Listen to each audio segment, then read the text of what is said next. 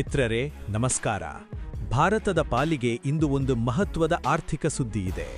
ಅಮೆರಿಕದ ಅಧ್ಯಕ್ಷ Donald Trump ಭಾರತದ ಉತ್ಪನ್ನಗಳ ಮೇಲೆ ಹೇರಿದ್ದ 50% ಟ್ಯಾರಿಫ್ ಅನ್ನು ಈಗ 18% ಇಳಿಸಿದ್ದಾರೆ. ಈ ಬೆಳವಣಿಗೆಯಿಂದಾಗಿಯೇ ಭಾರತದ ಷೇರು ಮಾರುಕಟ್ಟೆ ಇಂದು ಹಸಿರು ನಿಶಾನೆಯೊಂದಿಗೆ ಪುಟಿದೇಳುತ್ತಿದೆ. ಪಾಕಿಸ್ತಾನ, ಚೀನಾ ಮತ್ತು ಬಾಂಗ್ಲಾದೇಶಗಳಿಗಿಂತಲೂ ಕಡಿಮೆ ಟ್ಯಾರಿಫ್ ಅನ್ನು ಭಾರತಕ್ಕೆ ನೀಡುವ ಮೂಲಕ ಅಮೆರಿಕವು ಭಾರತಕ್ಕೆ ಒಂದು ದೊಡ್ಡ ವ್ಯಾಪಾರ ಲಾಭವನ್ನು ಮಾಡಿಕೊಟ್ಟಿದೆ.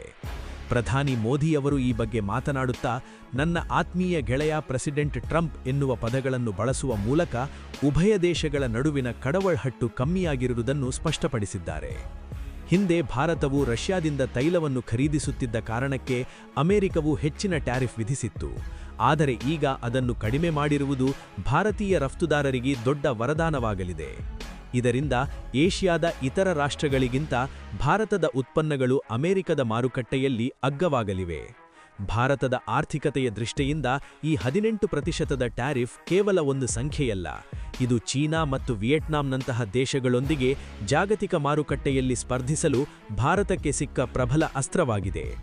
ಅಮೆರಿಕವು ಭಾರತದ ಅತಿದೊಡ್ಡ ವ್ಯಾಪಾರ ಪಾಲುದಾರ ರಾಷ್ಟ್ರವಾಗಿರುವುದರಿಂದ ಇಲ್ಲಿ ಆಗುವ ಸಣ್ಣ ಬದಲಾವಣೆಯು ಭಾರತದ ಜಿಡಿಪಿಯ ಮೇಲೆ ಧನಾತ್ಮಕ ಪರಿಣಾಮ ಬೀರುತ್ತದೆ. ಆದರೆ ಮಿತ್ರರೇ, ಈ ಒಪ್ಪಂದದ ಹಿಂದೆ ಕೆಲವು ಗಂಭೀರ ಪ್ರಶ್ನೆಗಳು ಇವೆ. ಡೊನಾಲ್ಡ್ ಟ್ರಂಪ್ ಅವರ ಟ್ವೀಟ್ ಪ್ರಕಾರ ಭಾರತವು ರಷ್ಯಾದಿಂದ ತೈಲವನ್ನು ಖರೀದಿಸುವುದನ್ನು ನಿಲ್ಲಿಸಿ ಅಮೆರಿಕದಿಂದ ಸುಮಾರು $500 ಬಿಲಿಯನ್ ಮೌಲ್ಯದ ಎನರ್ಜಿ ಮತ್ತು ತಂತ್ರಜ್ಞಾನವನ್ನು ಖರೀದಿಸಲು ಒಪ್ಪಿಕೊಂಡಿದೆ ಎನ್ನಲಾಗುತ್ತಿದೆ. ಭಾರತದ ವಾರ್ಷಿಕ ಬಜೆಟ್ ವ್ಯಾಪ್ತಿಯನ್ನೇ ಮೀರಿಸುವ ಇಂತಹ ಬೃಹತ್ ಮೊತ್ತದ ಖರೀದಿಯ ಬಗ್ಗೆ ಟ್ರಂಪ್ ನೀಡಿರುವ ಹೇಳಿಕೆ ಈಗ ಜಾಗತಿಕ ಮಟ್ಟದಲ್ಲಿ ಚರ್ಚೆಗೆ ಗ್ರಾಸವಾಗಿದೆ. ಟ್ರಂಪ್ ಅತಿಶಯೋಕ್ತಿಯಾಗಿ ಮಾತನಾಡುತ್ತಿದ್ದಾರೆಯೇ ಅಥವಾ ಇದರ ಹಿಂದೆ ನಿಜವಾದ ಒಪ್ಪಂದವಿದೆಯೇ ಎನ್ನುವುದು ಅಧಿಕೃತ ದಾಖಲೆಗಳು ಬಂದ ಮೇಲಷ್ಟೇ ತಿಳಿಯಬೇಕಿದೆ. ಇನ್ನೊಂದು ಮಹತ್ವದ ವಿಚಾರವೆಂದರೆ ರಷ್ಯಾದೊಂದಿಗಿನ ತೈಲ ಒಪ್ಪಂದ. ಭಾರತವು ತನ್ನ ಶಕ್ತಿಯ ಅಗತ್ಯತೆಗಾಗಿ ರಷ್ಯಾದ ಮೇಲೆ 40% ಅವಲಂಬಿತವಾಗಿದೆ.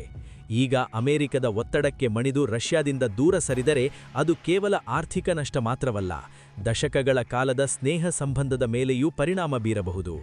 ಟ್ರಂಪ್ ಅವರ ಈ ನಡೆ ಜಾಗತಿಕ ರಾಜಕಾರಣದಲ್ಲಿ ಭಾರತವನ್ನು ಅಮೆರಿಕದ ಪಾಳ್ಯಕ್ಕೆ ಪೂರ್ತಿಯಾಗಿ ಸೆಳೆಯುವ ತಂತ್ರದಂತೆ ಕಾಣುತ್ತಿದೆ. ಮುಂದೆ ಭಾರತವು ತನ್ನ ಸ್ವಾಯತ್ತ ವಿದೇಶಾಂಗ ನೀತಿಯನ್ನು ಹೇಗೆ ಕಾಪಾಡಿಕೊಳ್ಳುತ್ತದೆ ಎಂಬುದನ್ನು ಕಾದು ನೋಡಬೇಕಿದೆ. ಈ ವಿಷಯಕ್ಕೆ ಸಂಬಂಧಿಸಿದಂತೆ ಮುಂದಿನ ದಿನಗಳಲ್ಲಿ ಇನ್ನೂ ಹಲವು ಅಪ್ಡೇಟ್ಸ್ ಬರುವ ಸಾಧ್ಯತೆಯಿದೆ. ಹೊಸ ಬೆಳವಣಿಗೆಗಳು ನಡೆದ ತಕ್ಷಣ ನಿಮಗೆ ಮಾಹಿತಿ ನೀಡುತ್ತೇವೆ.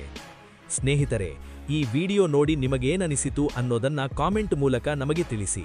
ವಿಡಿಯೋ ಉಪಯುಕ್ತ ಅನಿಸಿದರೆ ಲೈಕ್ ಮಾಡಿ ಮತ್ತು ಇಂತಹ ಹೊಸ ಮತ್ತು ಇಂಟ್ರೆಸ್ಟಿಂಗ್ ಮಾಹಿತಿ ವಿಡಿಯೋಗಳಿಗಾಗಿ ನಮ್ಮ ಚಾನೆಲ್ಗೆ ಸಬ್ಸ್ಕ್ರೈಬ್ ಮಾಡೋದನ್ನ ಮರಿಬೇಡಿ. ಹೊಸ ವಿಷಯದ ಜೊತೆ ಮತ್ತೆ ಸಿಗೋಣ. ಜೈ ಹಿಂದ್, ಜೈ ಕರ್ನಾಟಕ ಮಾತೆ.